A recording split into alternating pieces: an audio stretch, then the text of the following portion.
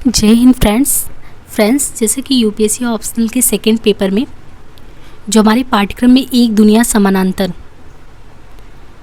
जिनमें नई कहानियों का प्रतिनिधि संकलन उस समय के दौर के जो कहानीकार राजेंद्र यादव जी द्वारा संकलित किया गया है, उनमें देखिए ज़्यादातर कहानियाँ जो आगे करवा दी गई या करवाई जाएगी, उस कहानियों में एक नया कलेवर है, यथार्थ भोगा हुआ जो सच है, जो जीवन में चल रहा है और जो जीवन में संघर्ष है या वंचित तबका जिन चीज़ों से वंचित है, इन सभी मुद्दों को जो वास्तविक सच्चाई है समाज की, उससे रूबरू करवाया गया है।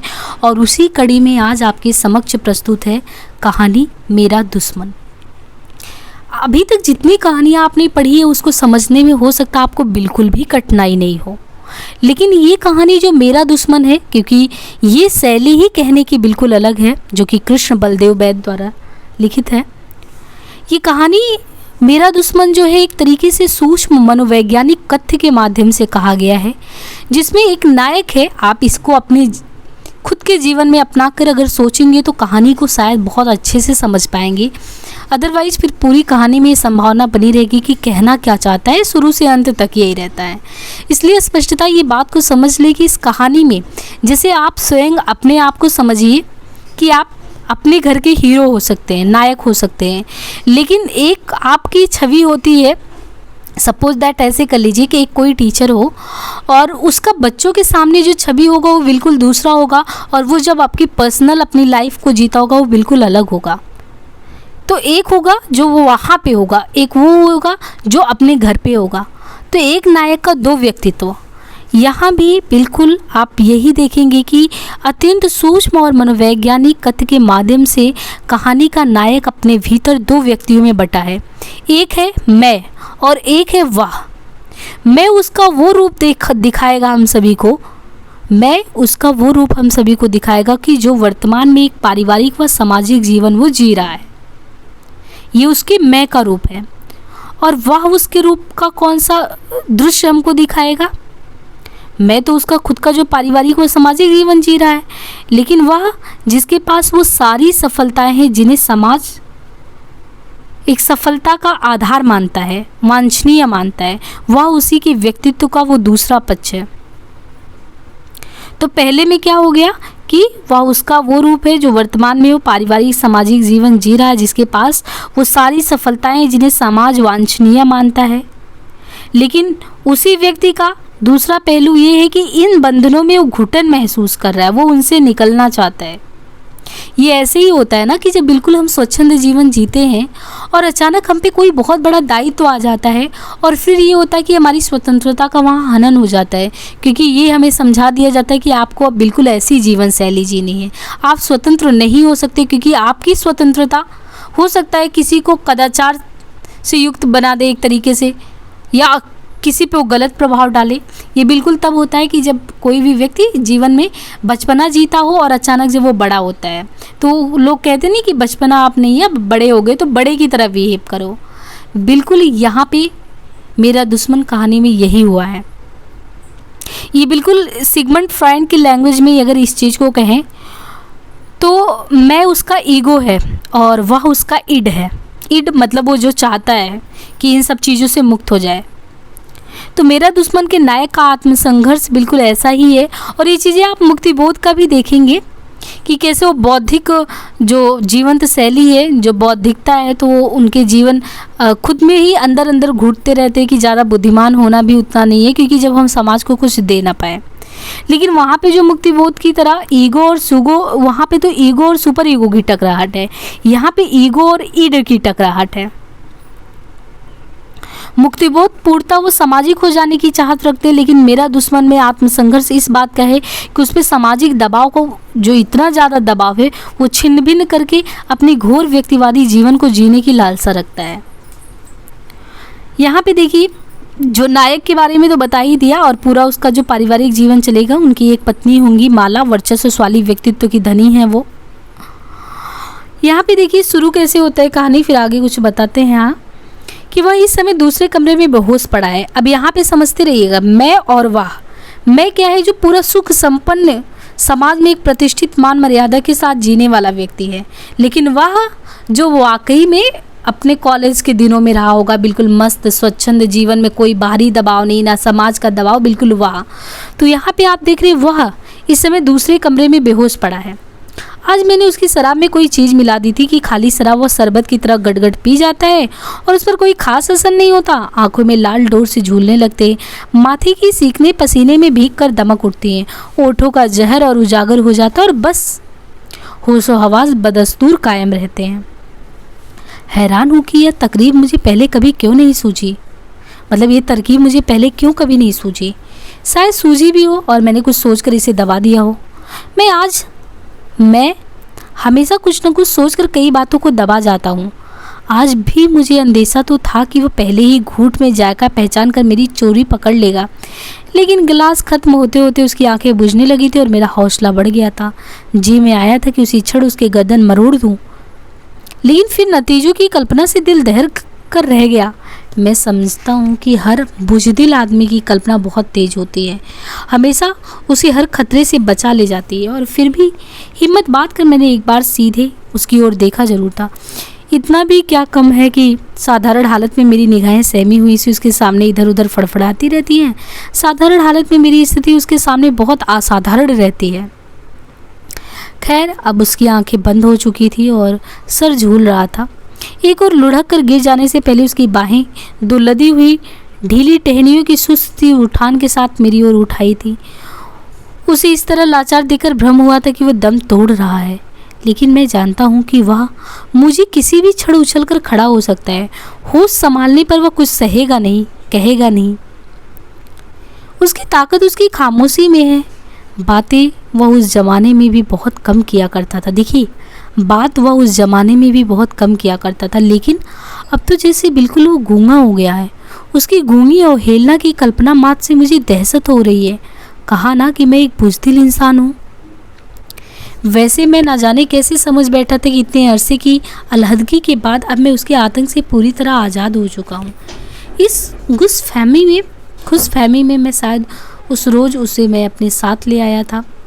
शायद मन में कहीं उस पर रोब गांठने, उसे नीचा दिखाने की दुरासा भी रही हो सकता है कि मैंने सोचा हो कि वह मेरी जीती जागती खूबसूरत बीवी, चहकते मटकते तंदुरुस्त बच्चों और आरास्ता पैरास्ता आलीशान कोठी को देखकर खुद ही मैदान छोड़कर भाग जाएगा और हमेशा के लिए मुझे उससे निजात मिल जाएगी। शायद मैं उस पर यह साबित कर दिखावा चाहता था, लोगों को दिखाना चाहता थी कि उससे पीछा छुड़ा लेने के बाद किस खुशगवार हद तक मैंने अपनी ज़िंदगी को संभाल लिया है। लेकिन ये सब लंगड़े बहाने हैं। हकीकत शायद ये है कि उस रोज़ में उसे अपने साथ नहीं लाया था, बल्कि वह खुद ही मेरे साथ चला आया था, जिसे मैं उसे नहीं बल्कि वह मुझे नीचा दिखाना चाहता हो। जाहिर है कि उस समय यह बारीक बात मेरी समझ में नहीं आई होगी। मौके पर ठीक बात मैं कभी नहीं सोच पाता, यही तो मुसीबत है। वैसे मुसीबतें तो और भी बहुत सी हैं, लेकिन उन सब का जिक्र यहाँ बेकार होगा। खैर, माला के सामने उस रोज़ मैंने इसी किस्म की कोई लंगड़ी सफाई पेश करने की कोशिश की थी और उस पर कोई असर नहीं हुआ था। वो उसे देखते ही बिफर उठी थी। सबसे पहले अपनी बेवकूफ़ी और सारी स्थिति का एहसास शायद मुझे उसी क्षण हुआ था। मुझे उस कंपक्त से वही घर से दूर उस सड़क के किनारे किसी न किसी तरह निपटा लेना चाहिए था।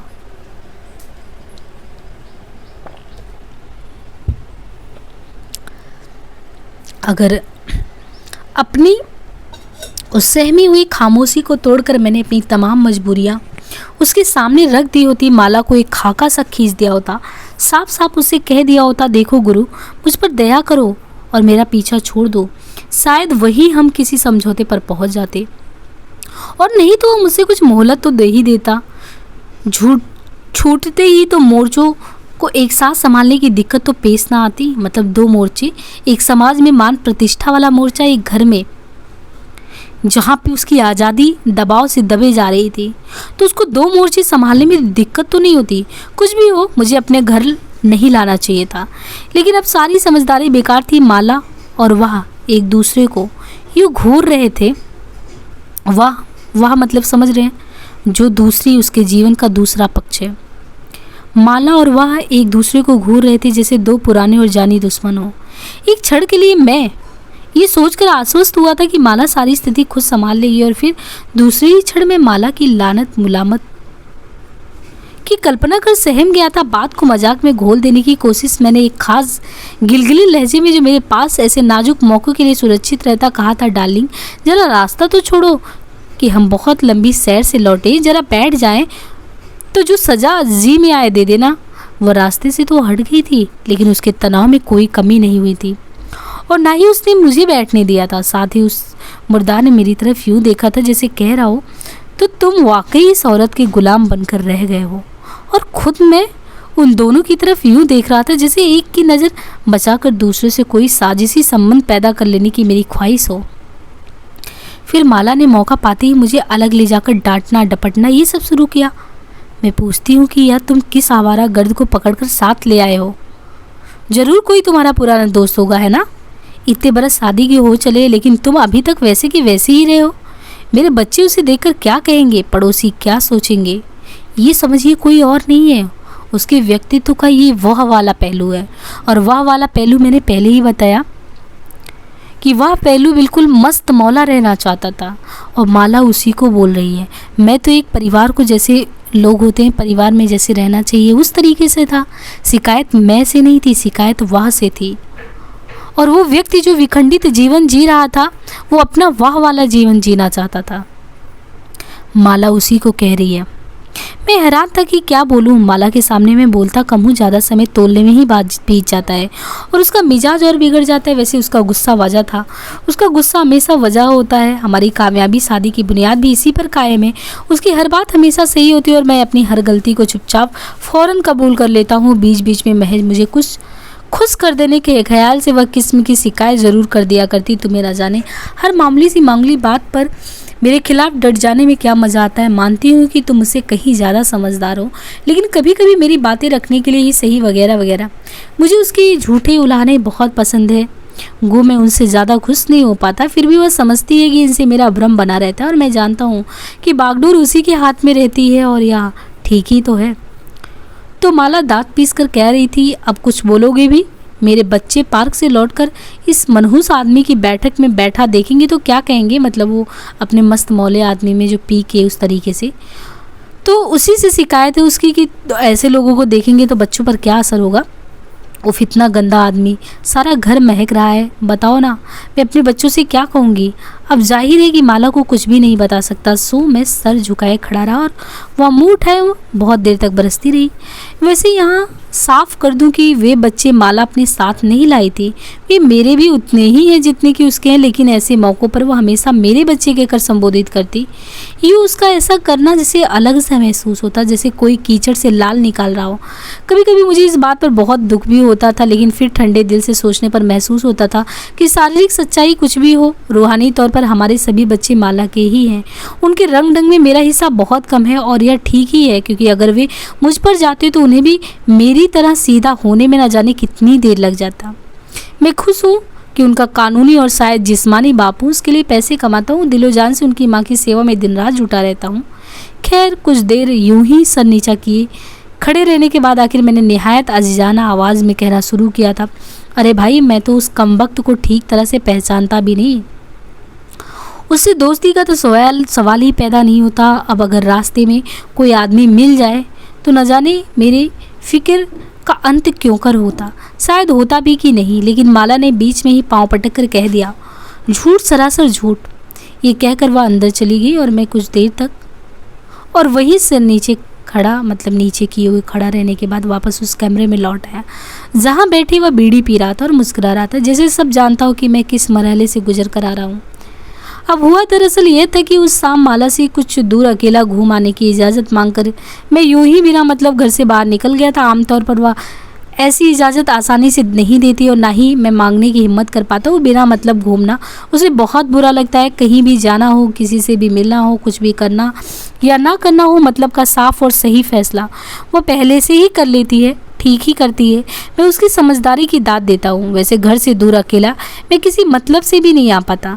माला की सोहबत की कुछ ऐसी आदत सी पड़ गई है कि उसके बगैर सब सूना सूना सा लगता है। जब वह साथ रहती है तो किसी किस्म का कोई ऊल जुलूल विचार मन में उठ ही नहीं पाता। हर चीज़ ठोस और बामतलब दिखाई देता है। अंदर की हालत ऐसी रहती है जैसे माला के हाथों सजाया हुआ कोई कमरा हो, जिसमें हर चीज़ करीने से पड़ी हो, बेकायदगी की कोई गुंजाइश ही ना हो। और जब वो साथ नहीं होती तो वही होता है जो उस शाम हुआ, या फिर उसी किस्म का कोई और हादसा, क्योंकि उससे पहले वैसी बात कभी नहीं हुई थी। तो शाम ना जाने किस धुन में मैं बहुत दूर तक निकल गया था। आमतौर पर घर से दूर होने पर भी मैं घर के ही बारे में सोचता रहता हूँ। इसलिए नहीं कि घर में किसी किस्म की कोई परेशानी है।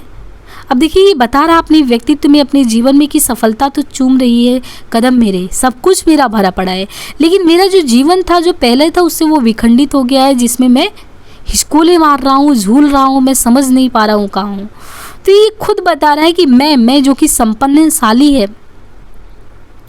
गाड़ी न सिर्फ चल रही बल्कि खूब चल रही है बागडोर। जब भी माला जैसी औरत के हाथ हो तो चलेगी, नहीं तो और क्या करेगी। यानी उसका जो मैं वाला जीवन है वो बिल्कुल अच्छे से चल रहा है।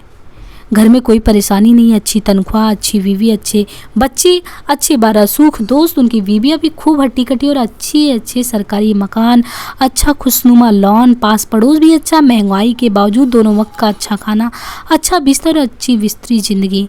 मैं पूछता हूँ ये सबके अलावा और चाहिए भी क्या एक अच्छे इंसान को। फिर भी अकेला होने पर घरेलू मामलों को बार बार उलट पलट कर देखने से वैसा ही इत्मीनान मिलता है जैसे किसी भी सेहतमंद आदमी को बार बार आईने में अपनी सूरत देखकर मिलता होगा। मेरा मतलब है कि वक्त अच्छी तरह से कट जाता है, ऊब नहीं होती है, फिर भी माला के ही सुप्रभाव का फल है। नहीं तो एक ज़माना था मैं हरदम ऊब का शिकार रहा करता था। हो सकता है कुछ शाम दिमाग कुछ देर के लिए उसी गुजरे हुए ज़माने की ओर भटक गया हो, जब वो पीकर मदमस्त था। कुछ भी हो, मैं घर से बहुत दूर निकल गया था और फिर अचानक वह मेरे सामने आ खड़ा हुआ था। महसूस हुआ था जैसे मुझे अकेला देखकर घात में बैठी हुई किसी खतरनाक अजनबी ने मेरा रास्ता रोक लेना चाहा। मैं ठिठक कर रुक गया था। उसकी सूती हुई आंखों से फिसल कर मेरी निगाह उसकी मुस्कुराहट पर जा टिकी थी, जहां अब मुझे उसके साथ बिताए हुए उस सारे गर्द आलूस जमाने की एक टिमटिमाती हुई सी झलक दिखाई दे रही थी। महसूस हो रहा था कि बरसों तक रूपोस रहने के बाद फिर मुझे पकड़कर किसी के सामने पेश कर दिया गया हो। मेरा सर इस पेशी के ख्याल से दबकर झुक गया था। कुछ या शायद कितनी ही देर हम सड़क के उस नंगे और आवारा अंधेरे में एक दूसरे के रूबरू खड़े रहने थे। अगर कोई तीसरा उस समय देख रहा होता तो शायद समझता कि हम किसी लाश के सिरहाने खड़े कोई प्रार्थना कर रहे हैं या एक दूसरे पर झपट पड़ने से पहले किसी मंत्र का जाप। वैसे यह सच है कि उसे पहचानते ही मैंने माला को याद करना शुरू कर दिया था कि हर संकट में मैं हमेशा उसी का नाम लेता हूँ। साथ ही यहाँ से दुम दबाकर भाग उठने की ख्वाहिश भी मन में उठती रहती थी। एक उड़ती हुई सी तमन्ना ये भी हुई थी कि वापस घर लौटने के बजाय चुपचाप उस कमबख्त के साथ हो लो, जहाँ वो ले जाना चाहे चला जाऊँ और माला को खबर तक ना रहे। इस विचार पर तब भी मैं बहुत चौंका था और अभी भी मैं बहुत हैरान हूँ, क्योंकि आखिर उसी से पीछा छुड़ाने के लिए तो मैंने माला की गोद में पनाह ली थी। अगर आज से कुछ बरस पहले मैंने उसके खिलाफ बगावत ना की होती, लेकिन उसे भगाने की बगावत नाम देकर मैं अपने आप को धोखा दे रहा हूँ, मैंने सोचा था और मेरा मुंह शर्म के मारे जल उठा था। उस हरामजादे ने जरूर मेरी सारी परेशानी को भांप लिया होगा। उससे मेरी कोई कमजोरी छिपी नहीं और उसे भागकर माला की गोद में पला लेने की एक बड़ी वजह भी यही थी। यानी ये बता रहा कि मैं अपने जीवन संघर्षों में जो मेरा व्यक्तित्व विखंडित है, वह वाला जो जीवन है वो वाकई में मुझे बहुत ही मतलब मैं स्वतंत्र तो था, लेकिन वो मेरे जीवन को एक तरीके से बिल्कुल उबाऊ सा बना दिया था। जब देखो बुरी चीज़ों की लत लग जाती थी, ये था। तो एक तरीके से वो मेरे जीवन में ना एक बहुत ही मतलब अलग ही स्थिति थी, और उसी को ये बयां कर रहा है कि जब मौका मिलता वो रूप यानी वह वाला धारण में कर लेता हूँ। उसकी हंसी मुझे सूखे पत्तों की हैबनाक खड़खड़ाहट सुनाई देती है और खड़खड़ाहट में उसके साए में गुजारे हुए ज़माने की बेशुमार बातें आपस में टकरा रही होती। बड़ी मुश्किल से आंख उठाकर उसकी ओर देखता। उसका हाथ मेरी तरफ बढ़ा हुआ था। कसे हुए दांतों से मैंने उसकी आंखों का सामना किया था, अपना हाथ उसके खुदरे हाथ में देते हुए और उसकी सांसों की बदबूदार हरारत अपने चेहरे पर झेलते हुए मैंने महसूस किया था जैसे इतनी मुद्दत आज़ाद रह लेने के बाद फिर अपने आप को उसके हवाले कर दिया। और अजीब बात है, एहसास से जितनी तकलीफ मुझे होनी चाहिए तो उतनी नहीं हुई थी। शायद हर भगोड़ा मुजरिम दिल से यही चाहता है कि उसे कोई पकड़ ना ले। घर तक कोई बात नहीं हुई थी, पहुंचने तक कोई बात नहीं हुई थी। अपनी अपनी खामोशी में लिपटे हुए हम धीमे धीमे चल रहे थे, जैसे कंधों पर कोई लाश उठाए हुए हो। सो जब माला की डांट डपट सुन लेने के बाद मुंह बनाए मैं वापस बैठक में लौटा तो वह बज्जात मजे में बैठा बीड़ी पी रहा था। एक क्षण के लिए भ्रम हुआ जैसे वह कमरा उसी का हो। फिर कुछ संभल कर उससे नजरें मिलाए बगैर मैंने कमरे की सारी खिड़कियां खोल दी, पंखे को और तेज कर दिया। एक जुझलाई हुई ठोकर से उसके जूतों को साफ के नीचे धकेल दिया। रेडियो चलाना ही चाहता था कि उसकी फटी हुई हंसी सुनाई दी और मैं बेबस हो उससे दूर हटकर चुपचाप बैठ गया। जी में आया कि हाथ बांध कर उसके सामने खड़ा हो जाऊं, सारी हकीकत सुनाकर कह दूं, देखो दोस्त, अब मेरे हाल पर रहम करो और माला के आने से पहले चुपचाप यहाँ से चले जाओ वरना नतीजा बुरा होगा। लेकिन मैंने कुछ कहा नहीं। कहा भी होता तो सिवाय एक और जहरीली हंसी के उसने मेरी अपील का कोई जवाब नहीं दिया होता। वह बहुत जालिम है, हर बात की तह तक पहुँचने का कायल और भावुकता से उसे सख्त नफरत है। उसे कमरे का जायजा लेते देख मैंने दबी निगाह से उसकी ओर देखना शुरू कर दिया। टांगें समेटी वह सोफे पर बैठा हुआ एक जानवर सा दिखाई पड़ा। उसकी हालत बहुत सख्ता दिखाई दी, खस्ता, लेकिन उसकी शक्ल अब भी मुझसे कुछ मिली जुली थी। इस विचार से मुझे कोफ्त भी हुई और एक अजीब किस्म की खुशी भी।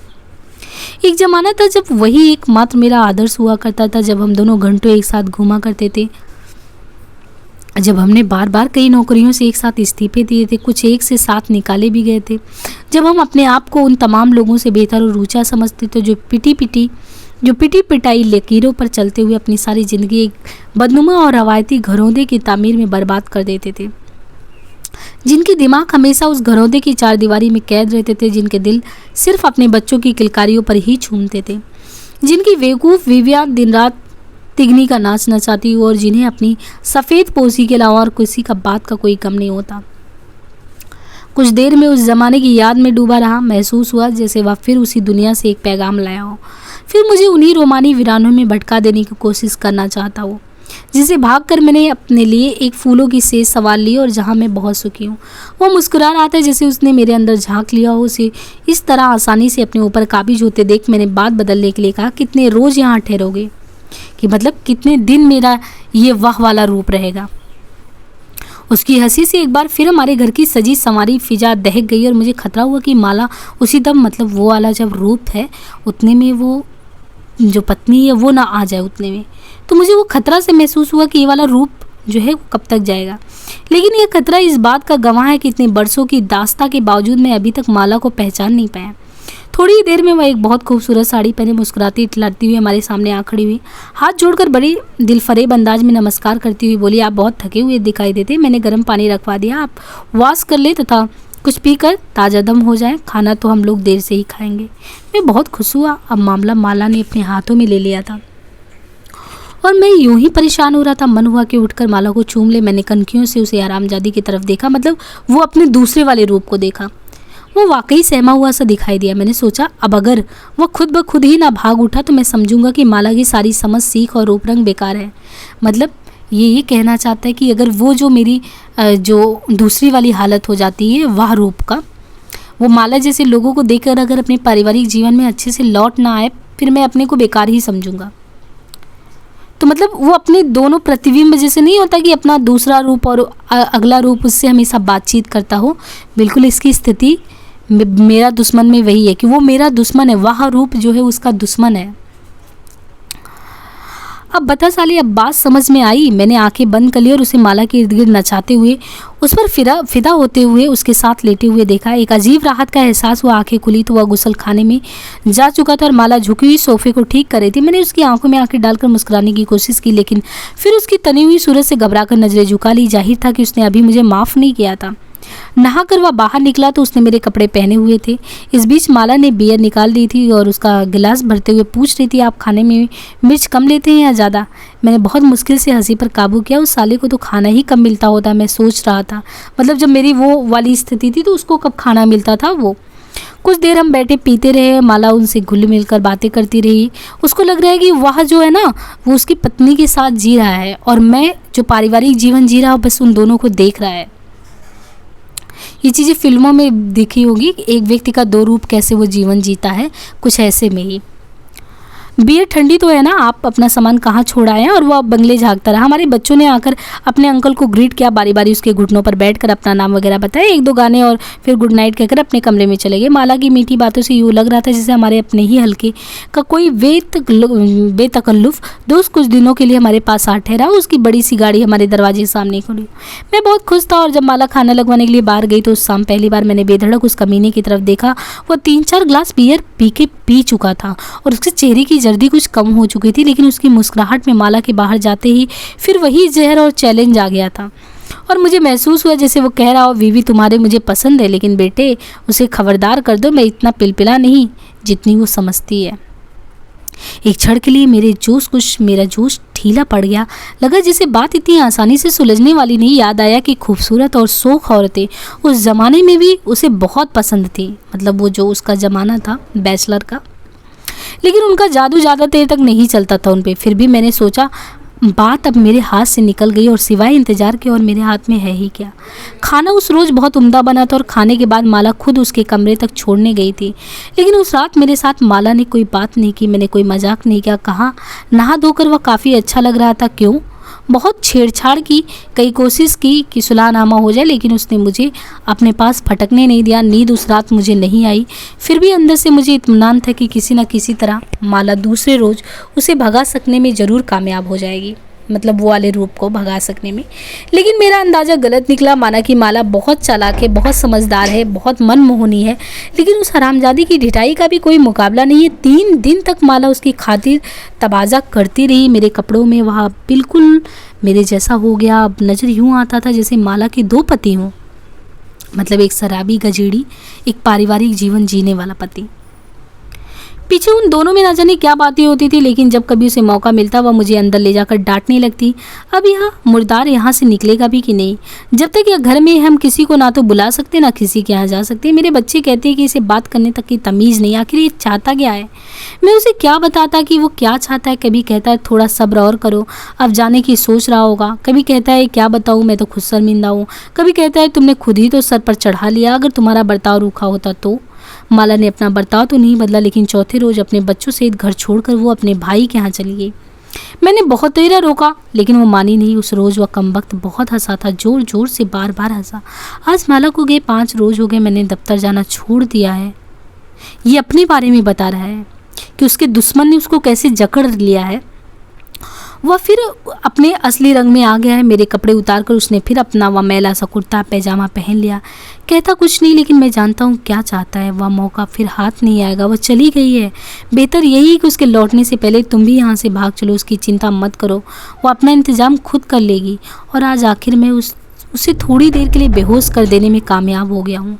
अब मेरे सामने 2 रास्ते हैं। एक यह है कि होश आने से पहले मैं उसे जान से मार डालूं, और दूसरा ये है कि अपना ज़रूरी सामान बांध कर तैयार हो जाऊं, और जो ही उसे होश आए हम दोनों फिर उसी रास्ते पर चल दें जिसे भागकर कुछ बरस पहले मैंने माला की गोद में पनाह ली थी।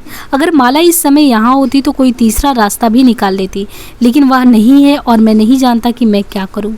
तो इस तरीके से यहाँ पे जो टकराहट है ईगो और इड का, कैसे एक व्यक्ति जो अपने कॉलेज के दिनों के स्वच्छंद जीवन को जीता, वो जीवन में जब अपने पारिवारिक जीवन में आता है तो उसकी छटपटाहट होती है। मेरा दुश्मन में यही 2 रूप दिखाया गया कि मनोवैज्ञानिक स्तर पर वो कैसे जूझ रहा है अपने ही भीतर। वो लगभग रोज़ अपने भीतर इस संघर्ष से गुजरता है कि पारिवारिक ढांचे में वो बना रहे, कि उसे तोड़कर अपने स्वाधीन व्यक्तित्व के जीवन को जिए। कहानी में दिखता है कि एक बार उसका अवचेतन उस पर हावी हो जाता है और उससे वो विद्रोह कर बैठता है, और देखिए उसका परिणाम क्या होता है।